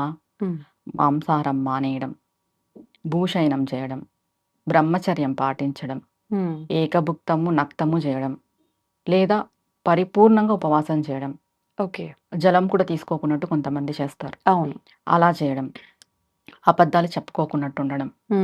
మౌనవ్రత దీక్ష. అవునా? మౌనంతో ఉండాలా ఆ రోజున? చాలా మంచిది. ఓకే. చాలా చాలా ఫలితాన్ని ఇస్తుంది మౌనవ్రత దీక్ష. ఓకే. ఇలా మీరు దీంట్లో ఏది మేము చేయగలము? హా! మేము ఏది చేయగలము అని మీరు ముందుగా నిర్ణయించుకోవాలి. ఎవరైనా సరే. ఈ 4 సోమవారాలు అదే చేయాలి. ఓకే. మౌనవ్రత దీక్ష చేసేవాళ్ళు ఉదయం నుండి సూర్యోదయం కాకనే స్నానం ఆచరించి సంకల్పం చేసుకోవాలి. స్వామి నేను మౌనవ్రత దీక్ష చేస్తున్నాను. ఓకే. ప్రదోష టైం వరకు 5:30 సమయం వరకు చేయాలి. పొద్దున సూర్యోదయం నుంచి సూర్యాస్తమయం వరకు. అస్తమయం వరకు చేయాలి. ఓకే. దాని తర్వాత పూజ ఉంటుంది. శివారాధన చేస్తాం. ఉపవాసం కూడా ఏకభుక్తం చేసేవాళ్ళు మధ్యాహ్నం తినొచ్చు. నక్తం చేసేవాళ్ళు చాలామంది సోమవారం నక్తమే చేస్తారు. అవును. ఉదయం అంతా ఉపవాసం ఉండి పూజ అంతా అయిన తర్వాత చుక్కలు చూసి భోజనం భుజిస్తారు. ఇలా చేసుకోవచ్చు. ఓకే. సోమవారాలు పూజ చేసుకోవాల్సిన వాళ్ళు, శివారాధన చేయవలసిన వాళ్ళు ఉదయం ఖచ్చితంగా విష్ణువుకి చేయాలి. ఆహా! ఇది కార్తీక దామోదర మాసం కాబట్టి అవును. ఖచ్చితంగా సోమవారం అయినా కూడా శివుడికి అని అనుకోకుండా విష్ణువుకి కూడా పూజ చేసుకొని సాయంత్రం ప్రదోష టైంలో శివలింగం ఉంటే పంచామృత అభిషేకం ఇంట్లో శివలింగం పెట్టకూడదు అంటారు. పెట్టుకోవచ్చు అంటారా? పెట్టుకోవచ్చు. ఏ సందేహము లేకోకుండా పెట్టుకోవచ్చు. ఓకే. శివారాధన చెయ్యని ఇల్లు కానీ, శివారాధన చెయ్యని ఊరు కానీ శ్మశానంతో సమానం.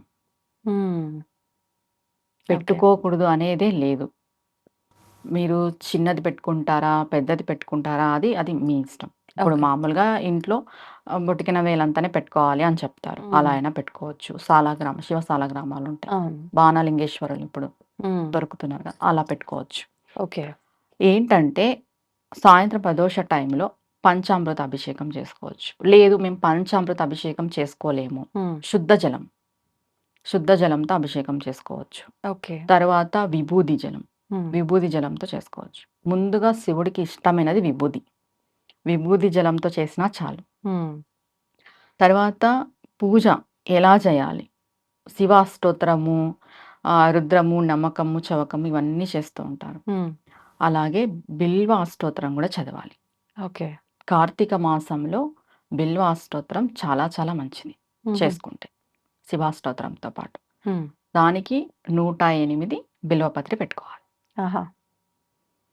ఇంకొకటి ఈ ముందుగా చెప్పాల్సిన విషయం ఏమంటే, బిల్వపత్రిని మనం 11 సార్లు ఉపయోగించుకోవచ్చు. అంటే ఒకసారి పూజ చాలా మందికి చేసినా తెలీదు. మళ్ళీ ఇప్పుడు ఇవాళ మనం పూజ చేస్తాము, రేపటి రోజు దాన్ని వాటర్లో కడిగేసి మరి మనం ఉపయోగించుకోవచ్చు. అలా 11 సార్లు 11 రోజులు ఉపయోగించుకోవచ్చు. బిల్వపత్రికి ఆ శక్తి ఉంది. ఓకే. ఈ రోజు ఉపయోగించాము, తీసేయాలి, అది వాడకూడదు, నిర్మాల్యం అనేది లేదు బిల్వపత్రికి. ఓకే.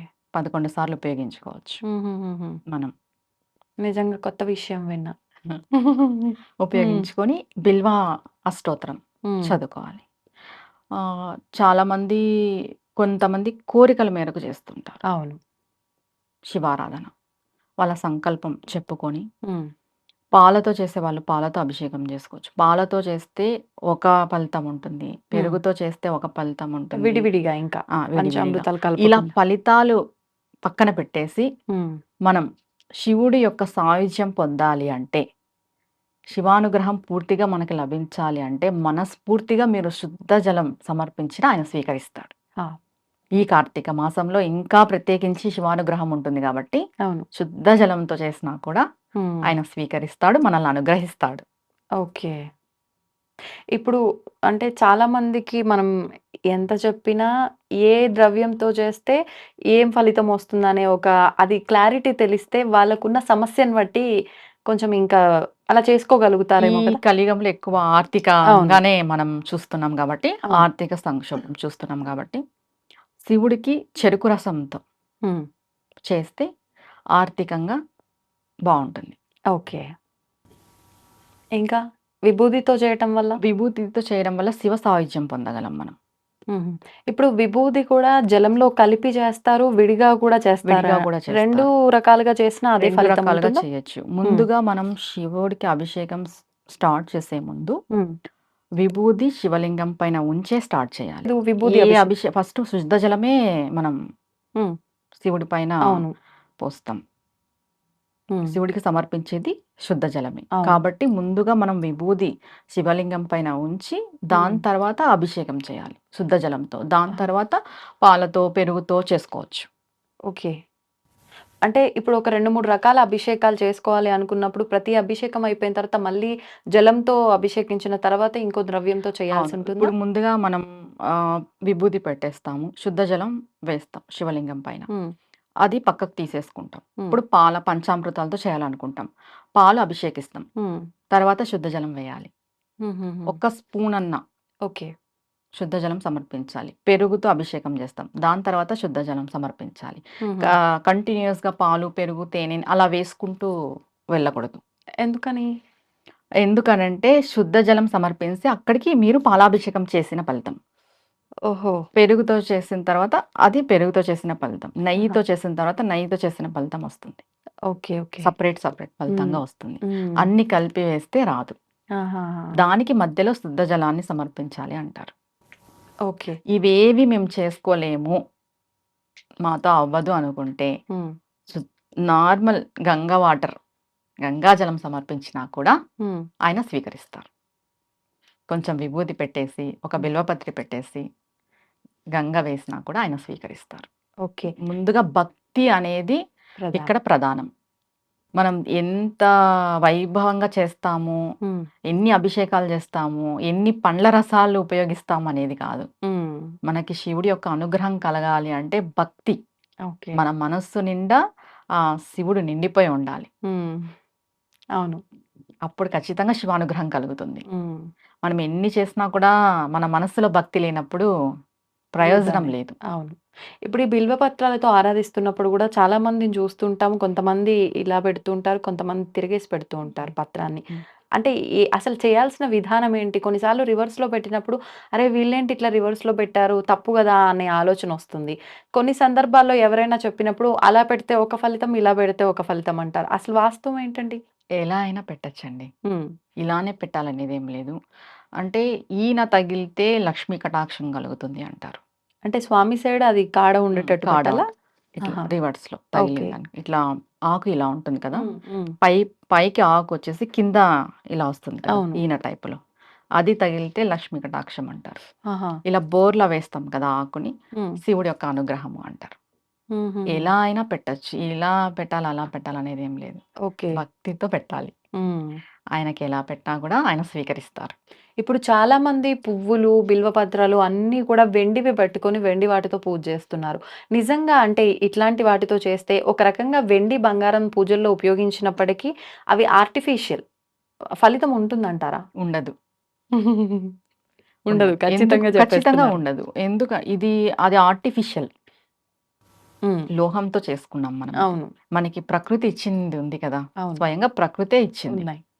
తులసి, బిల్వపత్రి, హ్మ్. జమ్మి, ఉసిరి అవును.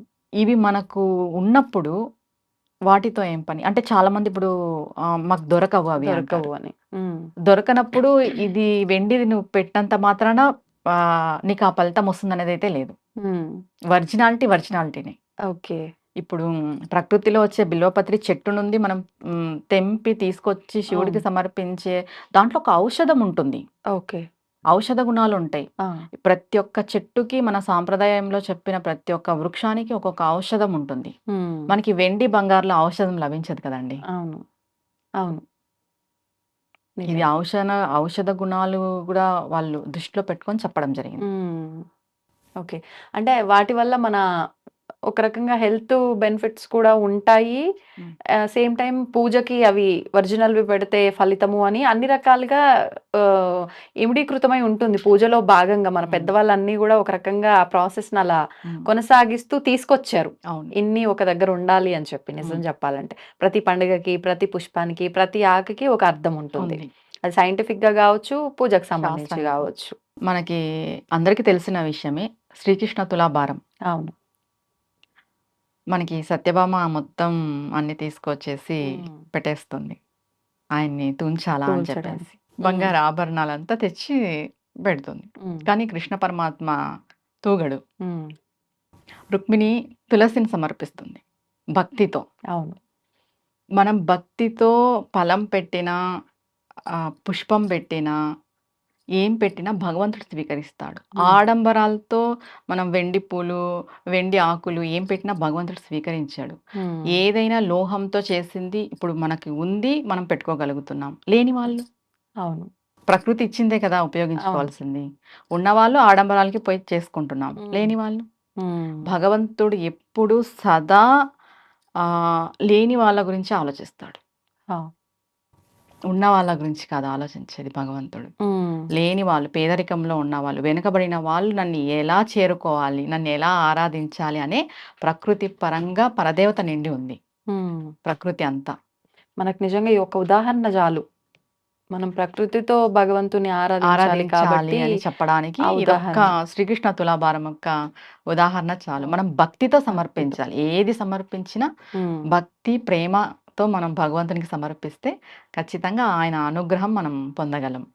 వాస్తవం అండి. నిజంగా మంచి ఉదాహరణ. అవును. ప్రతి ఒక్కరికి మంచిగా అంటే ఎళ్ళిపోతుంది బుర్రలోకి. అవును. నిజమే గదా! ఇది ఆడంబరాలు ఉన్నంత సేపు అదక్కడ ఏమాత్రం త్రాసు జరగలేదు. అవును. ఆ ఒక్క తులసి దళం పెట్టగానే నార్మల్ అయిపోతుంది నార్మల్ గదా! అయిపోతుంది. ఆయన అదొక్కటి తూగుతాడు. అర్థమైపోతుంది. నిజంగా అవును. భక్తి ఎంత ప్రధానం భక్తి ఎంత అనటానికి. ప్రధానం అనేది. అవును.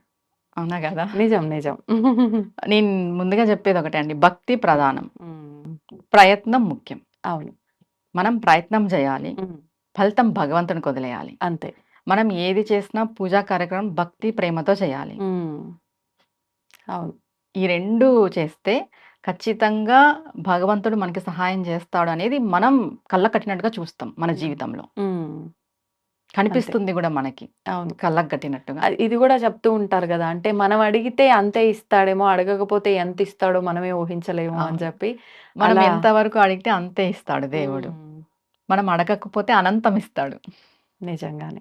అంతే గదండీ! అవును. ఇప్పుడు ఇది కావాలి అని అంటాం మనం. ఏదైనా ఒక అవును. లిమిట్‌గా అడుగుతాం. అడుగుతాం. కానీ భగవంతుడిచ్చేది లిమిట్‌లెస్ హ్మ్. అనంతం ఆయన. అంతే. ఈ అనంత విశ్వాన్ని, బ్రహ్మాండాన్ని పాలించే ఆయన ఏమి ఇవ్వలేడు చెప్పు? అవును. మనం అడగకపోతే. ఆయనకు తెలీదా? అవును. మనం చూడంది భగవంతుడు చూసింటాడండి. మన హ్మ్. జీవితంలో ఏం జరుగుతుంది? అవును. ఏం జరగబోతుందనే విషయం భగవంతుడు చూసింటాడు. చూస్తాం. ఆయనకు తెలీదా ఏమివ్వాలి, ఏమివ్వకూడదు అని. తెలుసు. దానికి వదిలేసి మనం అది కావాలి, ఇది కావాలి అని అడుగుతూనే ఉంటాం భగవంతుడిని. అడిగినంతనే ఇస్తున్నాడు. అడక్కో నవ్వుకుంటాడేమో భగవంతుడు నిజంగా మనం ఈ పిచ్చి ఖచ్చితంగా. పిచ్చి అన్నీ అడుగుతా ఉంటే. ఖచ్చితంగా నవ్వుకుంటాడు. దాంట్లో డౌటే ఆ! లేదు. మనం సందేహపడాల్సిన అవసరమే లేదు. అదే. శివుడు, పార్వతి కైలాసంలో కూర్చొని నవ్వుకుంటుంటారు. హ్మ్. అంటే చాలా ఎక్కువ రావాల్సి ఉంటుంది కదా! ఎవరికైనా అదే. కొంతమందికి.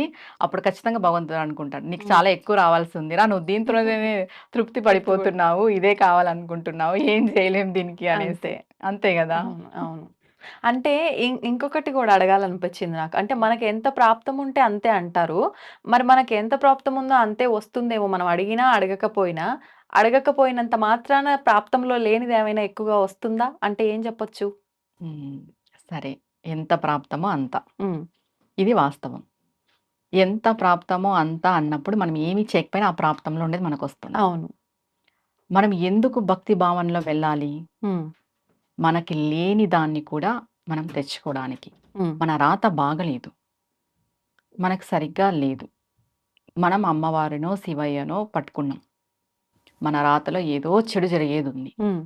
భగవంతుడు ఏం చేస్తాడంటే ఆ చెడుని తీసేస్తాడు. కంప్లీట్‌గా కాదు. హ్మ్. మీకు 1000% జరిగేది హ్మ్. 100%కి. 100% జరిగేది 10, 20%కి చేస్తాడు. ఓకే. ప్రాప్తం. ఇబ్బందుంటుంది. ఇప్పుడు మన ఎక్కువ రాతలో ఇబ్బందనిపించకుండా. ప్రాప్తం పాము కుట్టాల్సుంటుంది. హ్మ్. ఎగ్జాంపుల్. అదే ఈ రోజుటికి ప్రాప్తం. హ్మ్. మనకు పాము కరవాలి. భగవంతుడి యొక్క భక్తిలో మనం ఉంటే, భగవంతుని యొక్క పాదాలు మనం పట్టుకుంటే, తేలో, చీమో, జర్రో కరిచేలా చేస్తాడు. హుహు. ఇప్పుడు చాలామంది వితండవాదం చేసేవాళ్ళు మనకు రాసుండేదే జరిగినప్పుడు మనం ఇవి ఎందుకు చేయాలి? అవును. అవును. అవెందుకు చేయాలి అంటారు కదా! హ్మ్. మనం చేయాల్సిన దాన్ని ఎందుకు చేస్తున్నాము అంటే, మన కర్మను తగ్గించుకోవడానికి చేస్తున్నాం. హ్మ్. పెద్ద పెద్ద గండాలుండొచ్చు మన అవును. జీవితంలో. వాటిని భగవంతుడు తగ్గిచ్చేస్తాడు. ఓకే. మన భక్తి అనేది తగ్గిచ్చేస్తుంది. హ్మ్. అంటే వాటి జరిగాయి యొక్క ఎలా జరుగుతాయి. కాపోతే ఎక్కువ కష్టాలు ఎక్కువ పడుతూ ఇది వెళ్ళాల్సింది కొంచెం లేకోకున్నట్టు. సులువుగా అంటే వెళ్ళడం మనకు కోసం. అర్థమైపోతుంది. ఇది ఇంకోలా జరిగింటే ఏమవ్వు మన హ్మ్. జీవితము అని. అవును. అది అనిపిస్తుంది. భగవంతుడు మనకి అనిపించేలాగా చేస్తాడు. హ్మ్. అప్పుడు అనిపిస్తది. ఆ! దేవుడున్నాడు. మేము దీని నుండి బయట పడిపోయినాం. అవును. ఆ నిజం. ఇంకోలా జరక్కోకున్నట్టు కాపాడేవాడే భగవంతుడు. హ్మ్. మనం ఈ పూజలు, వ్రతాలు, నోములన్నీ వాటి కోసమే చేస్తాము. తర్వాత మోక్షం. అవును. ప్రతి ఒక్కరు గూడా అండి సామాన్య ప్రజలతో పాటు దేశం ఉన్నవాళ్ళు, సాధకులు, హ్మ్. అనుష్ఠాన పరులు ప్రతి ఒక్కరూ 5 భిక్షలడగాలి భగవంతుడిని. ఏమేమండి? మొదటిది విద్యా భిక్ష. హ్మ్. మనం ఏ దాంట్లో ఉంటామో దాంట్లో మనం నేర్చుకునేదుంటుంది. జ్ఞానం ఏ ఒక రకంగా పనిలో దానికి ఉంటామో సంబంధించి. మనం జ్ఞానం టీచర్ అయితే టీచరు, లాయర్ అయితే లాయరు, పోలీస్ దానికి తగ్గట్టు మనం నేర్చుకోవాలి. రూల్స్ అవును. అండ్ రెగ్యులేషన్స్ ఉంటాయి. అవునవును. మనం తెలుసుకోవాలి. హ్మ్. జ్ఞానం. మనం పై ప్రమోషన్స్ పొందాలన్నా, పైకి ఎదగాలన్నా జ్ఞానం అనేది చాలా ఉండాలి. ఇంపార్టెంట్. విద్యా భిక్ష. హ్మ్. 2 వచ్చేసి ధన భిక్ష. హ్మ్. ధనం. చేసిన పనికి ప్రతిఫలమా? హ్మ్. ధన భిక్ష. ఓకే. ఎందుకంటావా ఈ కలియుగంలో ఖచ్చితంగా ధనం పైన నడుస్తుంది. ధనం మూలం ఇదం జగత్ అని అన్నారు. అవును. అది. హ్మ్. హ్మ్. ఆరోగ్య భిక్ష. ఆ! ఆరోగ్యం లేనిదే ఎన్నున్నా గూడా ఎన్ని ఉన్నా, ఎంత కోట్లు సంపాదిచ్చినా అవును. ఆరోగ్యం లేనిదే ఏమి చేసుకోలేం. హ్మ్.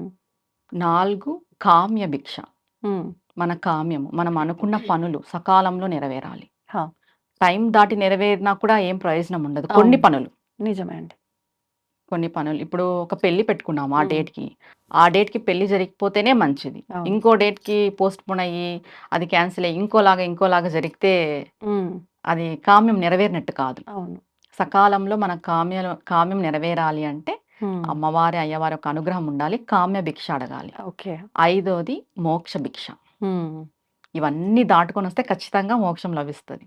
ఓకే. మోక్షం ఖచ్చితంగా అడగాలి మనం. ఎందుకంటే ప్రతిసారి సంసార సాగరము, క్రిమి కీటకాలు, జంతులాగా జన్మలు ఎత్తి ఎత్తి ఎత్తి విసిగిపోయేదానికంటే ఒక్కసారి మోక్షం ఉంటే వీటి నుండి మనం పూర్తిగా బయటపడిపోతాం. ప్రతి ఒక్కరు పూజ అయిపోయిన తర్వాత, ఏ పూజ నిత్య పూజ కానీ, మనం సంకల్ప పూజలు కానీ, వ్రతాలు కానీ ఏవి చేసిన తర్వాత కూడా 10 నిమిషాలు హారతి అంతా ఇచ్చేసిన తర్వాత 10 నిమిషాలు కూర్చొని మంత్రం అనుకోవద్దు, ఏమి అనుకోవద్దు. మగవాళ్ళు అయితే దోసిళ్ళు పట్టాలి ఓకే. ఈ 5 భిక్షలు అడగడానికి. ఆడవాళ్ళు అయితే కొంగు పట్టాలి. కొంగు పట్టుకొని ఈ 5 భిక్షలు మాకు ఇవ్వమ్మా అని అడగాలి. ఇప్పుడు భిక్ష అనేది ఎందుకు వాడుతున్నాము అంటే మనం ఎవరిని అలా అడగలేము, అవును. కానీ భగవంతుని అడగగలం. మనం అడిగేది ఎవ్వరు చూడరు కూడా, ఓన్లీ భగవంతునికి మనకి మాత్రమే తెలుసు. అది భగవంతుడి ముందు మనం ఎంత. అవును. మోకరిల్లిపోయి మనం అడిగితే భగవంతుడు ఖచ్చితంగా మనకి మార్గం చూపిస్తాడు, అనుగ్రహం మనకిస్తాడు. అది అవును. ప్రతి ఒక్కరు చేయాల్సిన పని పూజ అయిపోయిన తర్వాత, నిత్య పూజ అయిపోయిన తర్వాత ప్రతిరోజు ఈ 5 భిక్షలన్నిటివి అడగాలి. ఓకే. మగవాళ్ళైతే దోసిలు పట్టుకొని అడగాలి, ఆడవాళ్ళైతే కొంగు పట్టుకొని అడగాలి, మోకాళ్ళ పైన కూర్చొని. ఓకే. అంటే స్వామి, నేను నీ ముందు ఇలా మోకరిల్లిపోయినాను, నీ పాదాలకి నేను దాసోహం అంటున్నాను, నేను ఇప్పుడు శరణాగతి వేడుకుంటున్నాను, నాకు ఈ 5 భిక్షలను ప్రసాదించు, నా జీవితాంతం ఈ 5 భిక్షలు నాకు కావాలి అని మనం భగవంతుని వేడుకుంటున్నట్టు. అవును. ఇది ప్రతి ఒక్కరు గుర్తుపెట్టుకోవాలి నిజంగా. అవును. పూజ అనంతరం ఇంకా అయిపోయిందా, ప్రసాదాలు తినేద్దామా, ఈ హడావిల్లో ఉండకుండా ఈ యొక్క విధానాన్ని గనక ఆచరిస్తే అద్భుతం నిజంగా. భగవంతుడు ఎందుకు కనికరించడండి ఇంత మంచిగా మనం అడుక్కున్న తర్వాత? భగవంతుని అడుక్కున్న తర్వాత అవును. అసలు చెప్పండి, ఒక 10 నిమిషాలు అలా కూర్చోండిపోవాలి పూజా ఓకే. గదిలో భగవంతుని ముందు మాట్లాడాలి. ముందుగా మనం ఈ ఒక్క ఎగ్జాంపుల్ ఏం చెప్తాను అంటే, భగవంతుడికి పెద్ద పెద్ద స్తోత్రాలు చదివేసి పెద్ద పెద్ద పారాయణాలు చేసేసి వీళ్ళు కాదు నచ్చేది. ఏమీ రావు, వాళ్ళ బుద్ధి చాలా మంచిగా ఉంటది, వాళ్ళు ఏమీ చదవలేరు, ఏమీ చేయలేరు. అలాంటి వాళ్ళని చాలా మెచ్చుకుంటాడు దేవుడు. మనం కూడా అంతే కదండి. చిన్న పిల్లల్ని బాగా వచ్చి రాని మాటలు మాట్లాడే పిల్లల్ని బాగా ముద్దు చేస్తాం. అవును. వాళ్ళు ఎంత ముద్దు ముద్దుగా ఉంటారు. పెద్దగా అయిన తర్వాత మాట్లాడితే నోరు మూసుకో, ఎందుకు మాట్లాడతావు, అతి మాటలు మాట్లాడతావు అంటాం కదా పిల్లల్ని. అలా భగవంతుడు కూడా ఏమీ రాని వాళ్ళ వైపే ఉంటాడు ఎక్కువ. మాకు అన్ని తెలుసు అని అనుకొని అహంగా ఫీల్ అయ్యే వాళ్ళ దగ్గర ఉండడు. మేము ఇది చదువుతాం, చాలా మంది చెబుతారు మాకు అదొచ్చు ఇదొచ్చు, మేము ఇది చదువుతాం, ఇది పారాయణం చేస్తాం, ఇది ఇన్నిసార్లు పారాయణం చేస్తాం. అలాంటి వాళ్ళకంటే ఏమీ రాని వాళ్ళకే భగవంతుని యొక్క అనుగ్రహం ఎక్కువ ఉంటుంది. అలా 10 నిమిషాలు మనం పూజా మందిరంలో కూర్చొని, నాకు ఏమీ రాదు, ఏమీ తెలీదు, నీవే శరణాగతి, నీ పాదాలనే పట్టుకున్నాను, నా జీవితం ఏం చేస్తావో నీ పాదాల దగ్గర పెట్టాను అనేసి మీరు భగవంతునికి అప్పచెప్పేసేయండి మీ జీవితాన్ని. భగవంతుడు చూసుకుంటాడు. అంతే. అంతే. సంతోషం అండి. నిజంగా మంచి విషయాలు మనం అంటే టాపిక్ అక్కడే ఎండ్ చేద్దాం అనుకున్నాము, అనుకోకుండా అది యాడ్ చేయడము, ఇంత మంచి సబ్జెక్ట్ అంతా కూడా వచ్చింది. నిజంగా అందరికీ ఉపయోగపడే సబ్జెక్ట్. థ్యాంక్ యూ అండి. Thank you very much. నమస్తే మా శ్రీమాత్రే నమః. And for more videos, please subscribe to iDream. Please subscribe to iDream. Please subscribe iDream. And please subscribe to iDream. For more videos, subscribe to iDream. please like, share and subscribe to the channel. Congratulations, iDream. Subscribe to iDream. Subscribe to iDream. So subscribe to iDream Media. iDream ki iDream team andarki huge congratulations. Please subscribe iDream Media. Please subscribe to iDream. Subscribe iDream. Please subscribe to iDream. iDream అంటే నా కళల channel subscribe చేసుకున్న నోరు తిరుగుతలేదు, మీరైతే గంట గుర్తు కొట్టండి. For more such videos, please subscribe to iDream. Subscribe to iDream. Please subscribe to iDream. Please subscribe iDream Media. Please do subscribe to iDream. Please subscribe to iDream Media. For best entertainment and information, please subscribe iDream. And don't forget to subscribe to iDream.